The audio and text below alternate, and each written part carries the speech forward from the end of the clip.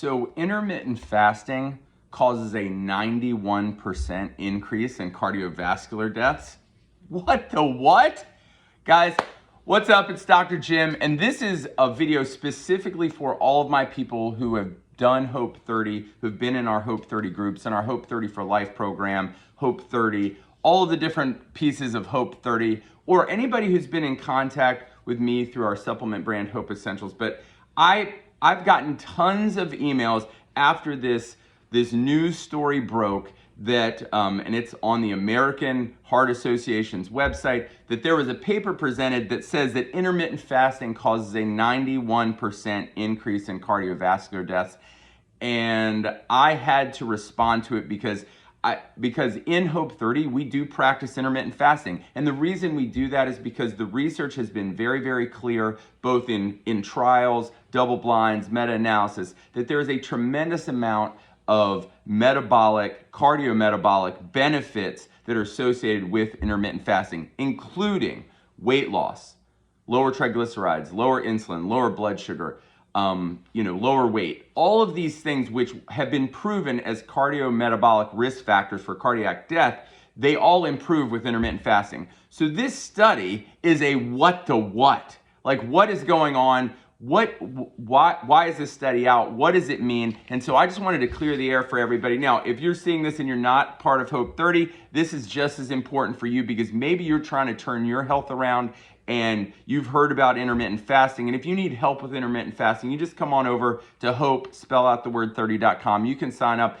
and you can be a part of it, but we will help you through the process. But if I don't want this kind of bogus science, this kind of bogus journalism is scaring people away from one of the greatest things that you could do for your health in the process of changing your eating style, improving cardiometabolic health. So I wanted to take a minute to completely destroy this study because I just think it's incredibly important that we do that. So first off, who do I blame for this? Well, I gotta sort of blame the American Heart Association.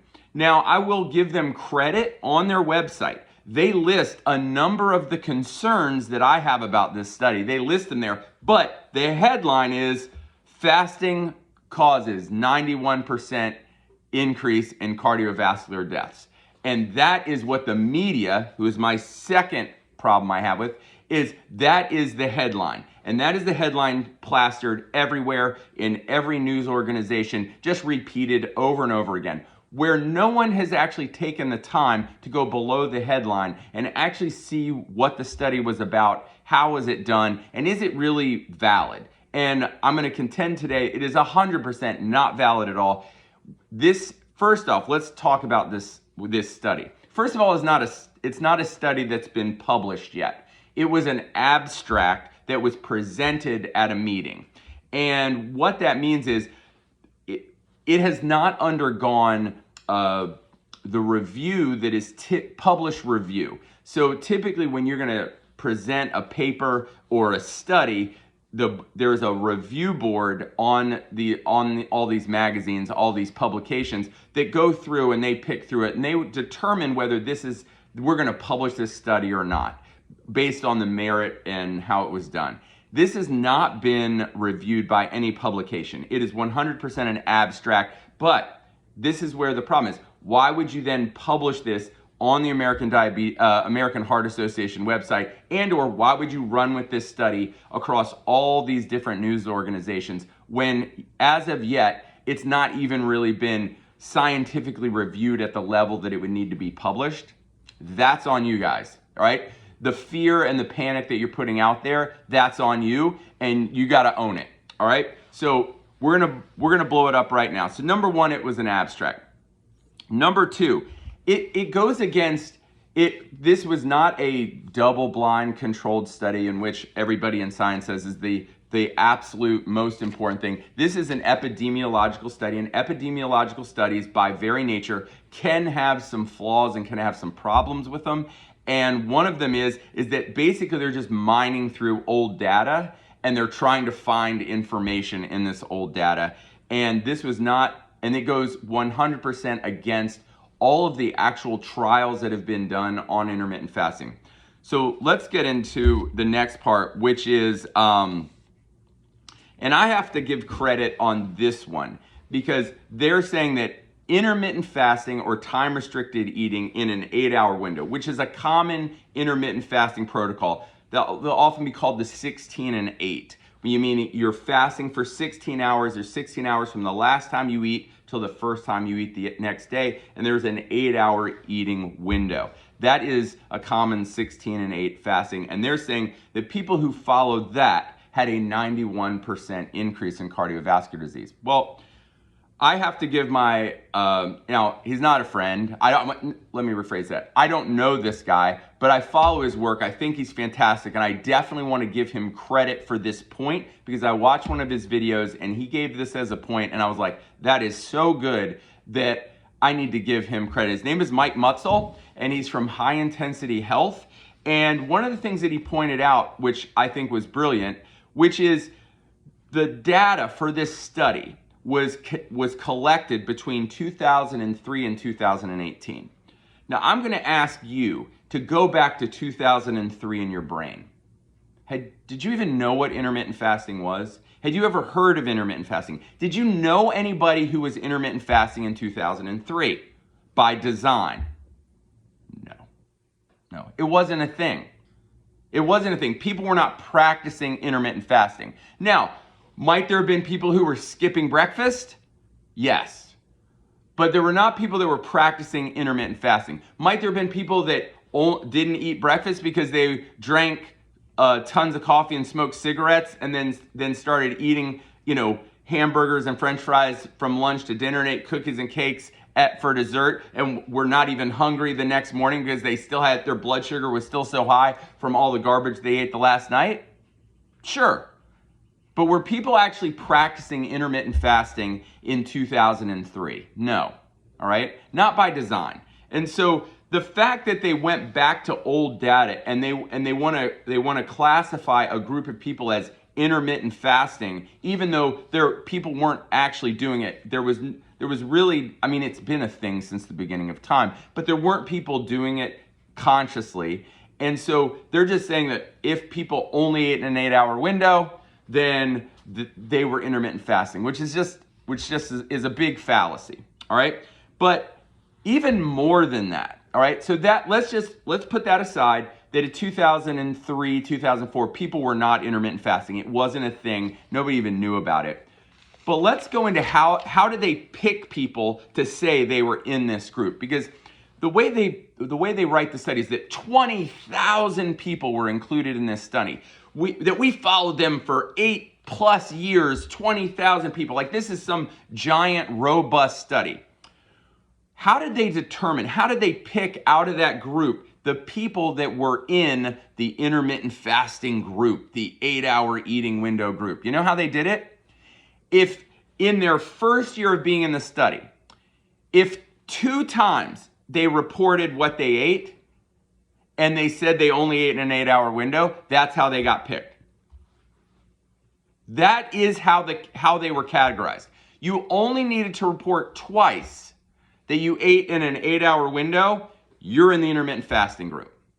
Do you see what a problem this is? That we don't even know if they were actually studying people that were intermittent fasting, right? First of all, it wasn't a thing. Second of all, it was only people So in this study, they took this big survey database group, and they looked and they said, first of all the data is self-reported. Basically meaning like, hey, what did you eat last week? Do you remember what you ate last week? I can't tell you. Do I know I intermittent fasted? Yes, because I practice intermittent fasting.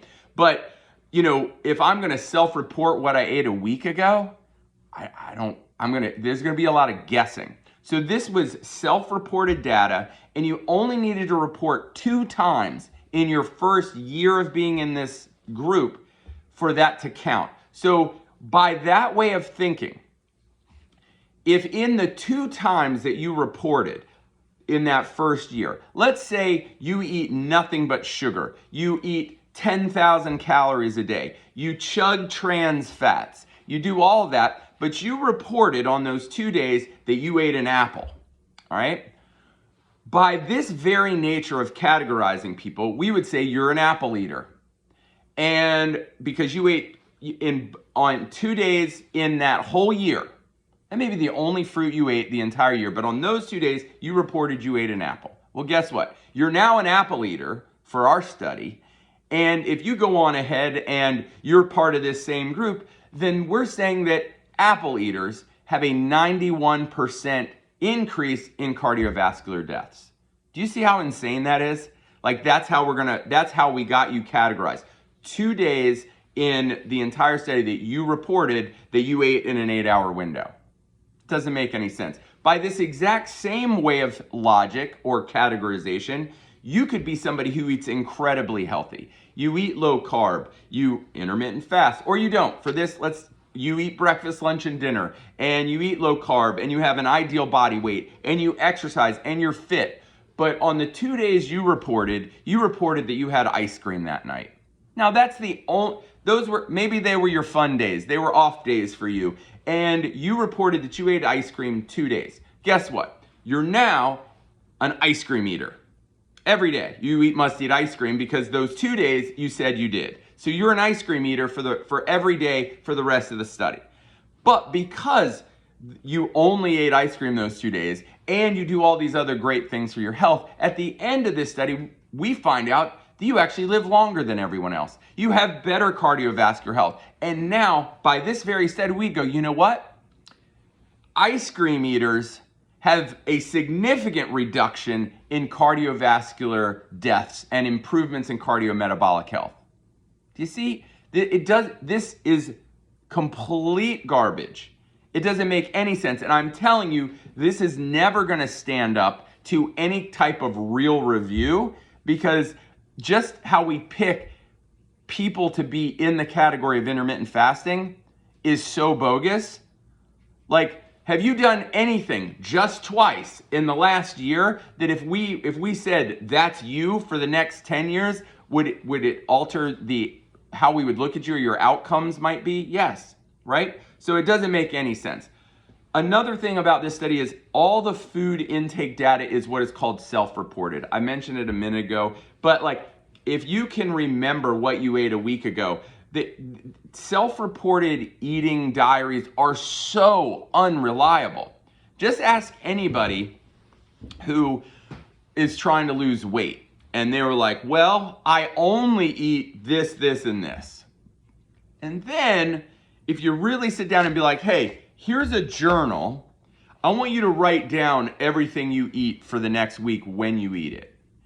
Now, when you come back and you look at the actual journaling of real life eating versus what their recollection of what they eat is, you realize there's a significant difference between the two, right? They do not match up. It is unreliable because, again, I don't remember what I ate a week ago. I mean, I have some guesstimates, and if I was self-reporting, I would self-report some guesstimates, and it's highly likely that it would be wrong. So this self-reported eating and dietary data, it's not very reliable. You certainly can't base a 91% increase. You certainly can't base you can't blame intermittent fasting. People can't remember what they ate the whole time. All right. This is another damaging part of this study. So let's just say that we got them categorized right, which is completely false. But let's just say that it was 100% true that this group of people, for the entire duration of their study, only ate in an 8-hour window. Let's just say. Now, I know that takes a big leap, but let's just say that's all they did. What did they eat in their 8-hour window? Oh, we don't care. That's not part of the study. What? We're talking about cardiometabolic health and risk of dying from cardiovascular disease, and we don't care what they ate in that 8-hour window? We only care that we think they ate in an 8-hour window? Do you see where the problem is? So what we're saying is it possible that if you,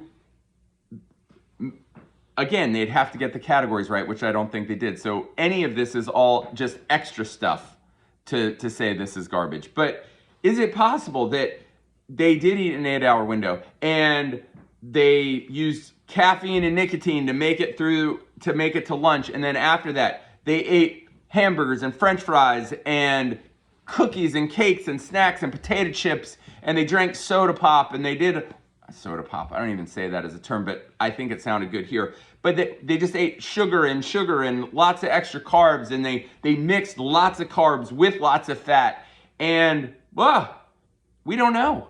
None of that was considered in this study, all right? So we don't know what they ate. Even if they were eating in an 8-hour window, we don't know what they ate. So that, again, doesn't make any sense. The next part is, what about all the other lifestyle factors that factor in to whether you are going to have a cardiovascular metabolic risk or a cardiovascular death? Things like, we don't know, were they smokers, were they not smokers? Were they heavy drinkers or not heavy drinkers? Did they move their bodies or did they not move their bodies? Did they consume excessive calories, or was their calorie count within their range? You know, like, did they sleep 8 hours a day, or did they not sleep? You know, like, we have none of that. None of that is considered in this study. All right. Did they take vitamins? Did they not take vitamins? Like, we don't know any of that because they don't care, because they're trying to prove that intermittent fasting is not good for you. Even when every other thing out there says it is, they want to tell you that it's not. And I don't know what the motivation is. All of my tinfoil hat wearers out there can certainly come up with a lot of reasons why. I'm not going to spend my time trying to figure out what the motivation is. I just know that this is bogus and it's not true, and it's not worth your time. So please do not get wrapped up in this garbage what the what. I mean, this is a 100% what the what study. It goes right along with 70 name brand cereals are healthier for you for breakfast than eggs, right? I mean, that was an insane thing. Millions of dollars spent to tell you that Frosted Flakes is better for you for breakfast than an egg? Get out of here. This is what the what kind of science. Like, what are you talking about? That doesn't make any sense. That if you eat red meat at least one time a week, it'll increase your risk of diabetes. What the what? Again, that study got the same kind of flaws that this study does, and it's just more and more of the same. And you're going to see more and more of this come out. So please like and follow this video. Go over to hope30.com. Sign up for a round of Hope 30 if you want help with your weight loss and your health. Because what this study basically says, and so what you're telling me is that people who may or may not have eaten in an 8-hour window, who self-reported what they may or may have not done, who may or may not have been excessively drinking, smoking, overeating, eating high sugar, tons of gluten and carbs and trans fats and inflammatory fats and lots of junk, who maybe were or were not sleeping well or taking vitamins, or may not have been moving their body at all. They may have been completely sedentary. You're telling me that group may or may not have a 91% increase in cardiovascular disease. Yep, that's what you're saying, all right?